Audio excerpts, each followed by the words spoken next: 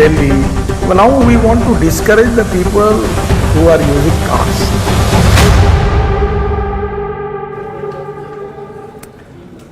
तो सुना आपने, मंत्री जी ज्यादा गाड़ियों को खरीदने के खिलाफ हैं। नमस्कार, मैं हूं सौमित्र बुद्धकर। स्वदेश विशेष में आपका स्वागत है।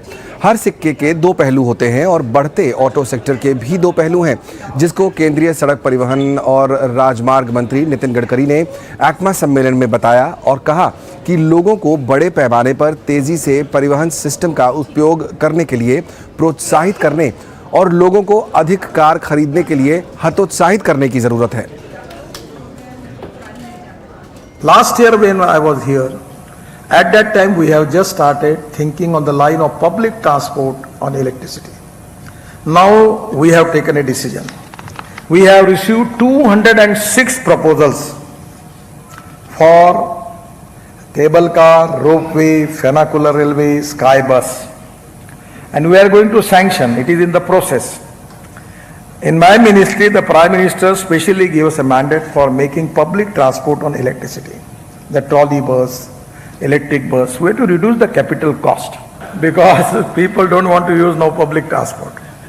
That is one of the negative things which we are facing the problem.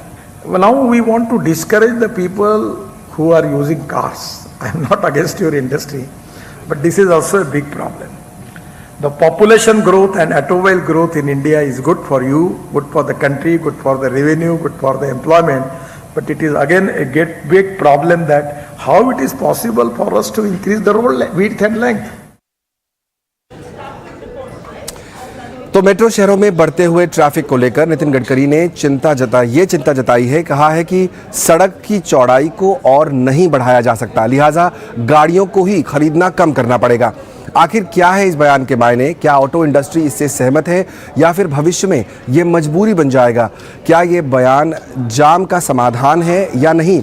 इन तमाम मुद्दों पर करेंगे विस्तार से चर्चा अपने खास एक्सपर्ट से।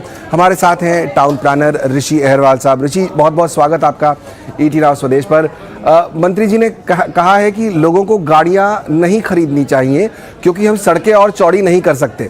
उन्होंने ये भी कहा कि एक बार में एक आदमी जो गाड़ी में ट्रैवल करता है वो न करे, ज़्यादा से ज़्यादा लोग जितने बैठ सकते हैं वो बैठ पाएँ।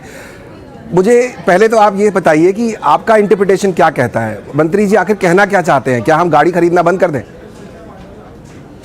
देखिए जी, मंत्री जी का कहना यह है कि गाड़ियां हम अगर बेहिसाब खरीदते रहेंगे तो जो ट्रैफिक कंजेशन की प्रॉब्लम है वो बढ़ती जाएगी।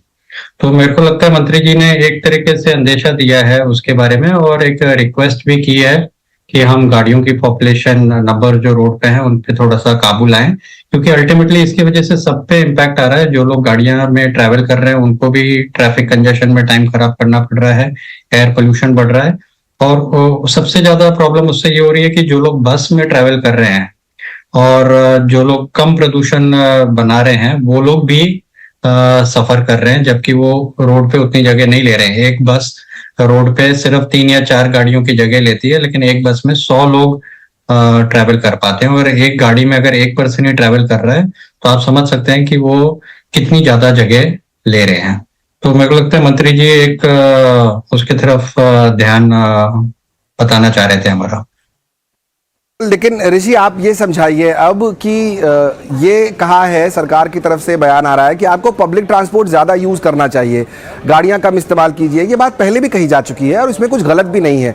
मेरा सवाल एज ए कंज्यूमर या एज ए ट्रैवलर ये है, आप बम्बई जाइए, दिल्ली चले जाइए, बैंगलोर, कोलकाता, चेन्नई, किसी भी महानगर में चले जाइए, क्या आपको लगता है कि वहाँ की जो स्थिति है इंफ्रास्ट्रक्चर की वो इस लायक है कि आम जनता जो है वो जाकर सबके सब पब्लिक ट्रांसपोर्ट इस्तेमाल कर सके? बम्बई में मैं रहता हूँ, मैं उसी का एग्जांपल देता हूँ, क्योंकि अब बम्बई में अगर मुझे ऑफिस टाइम में लोकल ट्रेन में चढ़ना है तो वो मेरे लिए असंभव है। ये कैसे? इंफ्रास्ट्रक्चर की प्रॉब्लम नहीं दिखती है? हाँ जी, आपने बहुत अच्छा सवाल पूछा है सुमित्रा जी। मैं खुद मुंबई में रहता हूँ और लोकल ट्रेन की जो हालत है हम सबने देखी है। अभी कुछ 2 दिन पहले ही मैंने ट्विटर पे ट्वीट किया था, HDFC बैंक ने एक नई बस सेवा शुरू की, इलेक्ट्रिक बस सेवा, और ट्वीट करते टाइम पे मैंने यही कहा था कि मुंबई में आप हर दिन की 10 नई बसें ऐड कर सकते हैं। मतलब आप समझिए कि साल की 3,500 बस ऐड कर सकते हैं। और इसका अब जो मेट्रो सिस्टम बन रहे हैं उनको भी अभी 2-3 साल लगेगा पूरे तरह फंक्शनल होने में। लेकिन हमारा यही कहना है कि जो बसें हैं वो आप बहुत जल्दी रोड्स पे उतार सकते हैं, और साल की अगर आप हजारों बसें उतारेंगे तो ये जो आप लोकल ट्रेन का क्राउड बोल रहे हैं ये अपना पे कम होना लगेगा। आज मुंबई जैसे शहर में दिन की 400 गाड़ियां रजिस्टर हो रही हैं, और 400 गाड़ियों के अगेंस्ट हम शायद दिन की 10 बसें भी नहीं डाल रहे हैं बीएसटी में। तो ये जो डिफरेंस है इसकी वजह से सारी कठिनाई आ रही है। जहां आप दिन की 10, 15, 20 बसें और उतारना शुरू कर देंगे, और मेनली आर्टीरियल रोड्स पे, और इसमें क्या है कि लोग फिर लास्ट माइल कनेक्टिविटी जो है वो चल के भी आराम से कर सकते हैं। 200 मीटर, 500 मीटर आप अपने बस स्टॉप पे उतरे और वॉकिंग एनवायरनमेंट अच्छा है, तो रोड स्पेस कम यूज होती है, सेम बस बार बार यूज होती रहती है, और पूरा जो प्रेशर है वो लोकल ट्रेन और मेट्रो से भी डिस्पर्स हो जाता है। बिल्कुल, जो बात आपने कही वही मेरे मन में भी अगला सवाल आ रहा था, लास्ट माइल कनेक्टिविटी की। एक बड़ी समस्या जो है बड़े शहरों में ये भी आती है कि मान लीजिए कि मुझे ट्रेन पकड़नी है, मैं बैंगलोर में रहता हूँ या चलिए दिल्ली में रहता हूँ, तो मुझे पॉइंट ए से पॉइंट बी जाना है। अब उसमें मुझे अपने घर से निकलकर उस ट्रेन स्टेशन या बस स्टेशन तक जाना पड़ेगा, जो ज़रूरी नहीं है कि मेरे घर के पास हो। दूसरी बात ये कि जहाँ मैं उतर रहा हूँ पॉइंट बी में, वहाँ भी ज़रूरी नहीं है कि मेरा ऑफिस ठीक उस मेट्रो स्टेशन के पास हो। तो वहाँ पर फिर मैं ऑटो रिक्शाज हुए या साइकिल रिक्शाज हुए जिन शहरों में चलते हैं, उस तरह की सर्विसेज का इस्तेमाल करता हूँ। अब मुझे एज अ कस्टमर जब कंपेयर करना होता है, तो मैं आज की तारीख में मिडिल क्लास की इनकम बढ़ रही है, मैं अपने लिए कंफर्ट खरीदता हूँ, तो मैंने एक गाड़ी खरीदी, मैं अपने घर में बैठा, एसी में बैठा, मैंने म्यूज़िक लगाया और मैं अपने ऑफिस के बिल्कुल दरवाजे पर उतरा।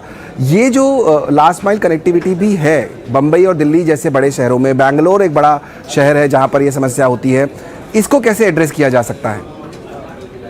ये आपने बहुत अच्छा सवाल रेज किया है, और पिछले 20 साल से जब से मैं काम कर रहा हूँ, हम काफी सारे लोग यही चीज पे चर्चा करते हैं कि आप जब तक आपका जो पब्लिक ट्रांसपोर्ट का एक्सपीरियंस है वो प्राइवेट ट्रांसपोर्ट के एक्सपीरियंस से मैच नहीं करेगा, तब तक बहुत सारे लोग प्राइवेट ट्रांसपोर्ट में ही ट्रैवल करेंगे। आपने बैंगलोर का उदाहरण लिया, बैंगलोर का वेदर तो फिर भी थोड़ा अच्छा है, दिल्ली में बहुत गर्मी रहती है, मुंबई में बहुत ह्यूमिडिटी रहती है, और तो हमको वो देखना है कि बसों की क्वालिटी या ट्रेन की क्वालिटी या मेट्रो की क्वालिटी बहुत अच्छी हो।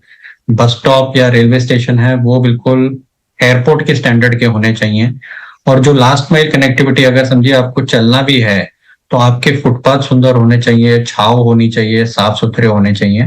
जब आप ये पूरा एंड टू एंड अच्छा एक्सपीरियंस देंगे कम्यूटर को, तो वो कम्यूटर जरूर अपनी गाड़ी छोड़ के ट्रांसपोर्ट में उतरना चाहेगा। मुंबई में हम जानते हैं कि बहुत लोग ड्राइविंग कर करके थक चुके हैं कि हर दिन 1-1, 2-2 घंटा ट्रैफिक जैम में बैठे, किसी को भी अच्छा नहीं लगता है एक पॉइंट के बाद में। अगर उनको आप कंफर्टेबल बस या ट्रेन देंगे और लास्ट माइल कनेक्टिविटी, वॉकिंग या साइकिलिंग भी अगर आप डालते हैं और वो सेफ, कन्वीनियंट और जॉयफुल है, ये हमने एक वॉकिंग प्रोजेक्ट चलता है बॉम्बे में, उसमें हम यही कहते हैं, सेफ, कन्वीनियंट एंड जॉयफुल। ये 3 चीजें होंगी तो 100% लोग प्राइवेट कार्स को कम यूज करेंगे। तो ऐसा नहीं है कि वो कंप्लीटली बंद हो जाएगा, लेकिन ट्रैफिक कंजेशन को देखते हुए, और अब जैसे जैसे विंटर आता है तो एयर पोल्यूशन की समस्या बढ़ जाती है। तो इसलिए अगर हम बॉम्बे में अगर समझिए आप 15-20 हजार इलेक्ट्रिक बसेस हैं, तो उनका एमिशंस तो जीरो होएगा, तो शहर के अंदर आपकी मोबिलिटी की रिक्वायरमेंट भी पूरी होगी, और लोकल जो एयर पोल्यूशन है जो इमीडिएटली आपके हेल्थ को इम्पैक्ट कर रहा है वो नहीं होएगा। बिल्कुल, बहुत इंपॉर्टेंट बात आपने यहाँ पर कही कि ज़रूरी ये है कि आपके जो लास्ट माइल कनेक्टिविटी भी है उसको न सिर्फ कन्वीनियंट बनाया जाए, जॉयफुल भी बनाया जाए। और ये मानना बिल्कुल सही है कि कई शहरों में पब्लिक ट्रांसपोर्ट जो है वो फास्टेस्ट मीन्स भी होते हैं। जैसे बम्बई की ही बात ले लीजिए, तो वहाँ पर अगर आप पॉइंट ए से पॉइंट बी जा रहे हैं तो ट्रेन में जाना, लोकल ट्रेन में जाना सबसे फास्टेस्ट तरीका ही होगा। पर यह है कि हमें सुविधाएं शायद और चाहिए होंगी, और बसेस चाहिए, या फिर जो भीड़ ट्रेन में लगी है उसे कम किया जाए। एक पॉइंट और यहाँ पर कहा है सरकार की तरफ से, मंत्री जी का जो बयान आया है उसमें कहा गया है कि लोग जो एक गाड़ी में एक आदमी बैठा होता है उसको कम करना चाहिए। परिवार में एक गाड़ी लीजिए, उतना काफ़ी है। आप गाड़ियाँ कम खरीदें का मतलब ये भी है कि एक परिवार जो है वो एक से ज़्यादा गाड़ी न खरीदे। आज जिस स्ट्रक्चर में हम लोग रहते हैं ऋषि, वहाँ पर होता यह है कि हस्बैंड, वाइफ, 2 बच्चे, अगर मैं ये भी मानूँ तो हस्बैंड एक जगह काम करते हैं, वाइफ एक जगह काम करती हैं, बच्चे तीसरी जगह स्कूल जाते हैं। तो अब बच्चे स्कूल बस में चले गए, हस्बैंड को एक डायरेक्शन में जाना है। दिल्ली का एग्जांपल लेते हैं, मान लीजिए साकेत में अगर आपकी फैमिली है, एक ऑफिस गुड़गांव में है, दूसरा ऑफिस सेंट्रल दिल्ली में है, तो 2 गाड़ियों की ज़रूरत तो पड़ेगी ही। तो इसका क्या सोल्यूशन है? कार पूलिंग एक सुझाव दिया जाता है, आपको लगता है वो वायबल सोल्यूशन दिखता है?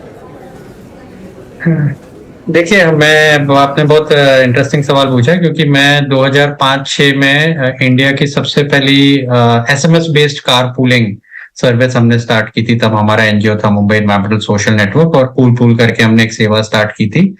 और उसमें से जो मेरे को लर्निंग्स आई थी वो ये थी कि कार पूलिंग एक सक्सेसफुल ऑप्शन नहीं है। कार पूलिंग कभी भी एट स्केल वर्क नहीं करेगा, एट छोटे स्केल पे काम करेगा, लेकिन जहां पे हम मिलियंस ऑफ कम्यूटर्स की बात कर रहे हैं वो लेवल पे car pooling is not the solution. And हम तब भी और बाद में भी यही बोलते थे कि बस is the best form of car pooling. तो आपका क्या है, ओनरशिप नहीं रहती है, अच्छी क्वालिटी की वो हो, तो car pooling is not the solution at all. छोटा मोटा आप हाउसिंग कॉलोनी में कर लिया, मैचिंग कर लिया, आप एट द मोस्ट 1000-2000 लोग को कार पूलिंग कर सकते हैं, उससे ज्यादा carpooling is not a solution at all.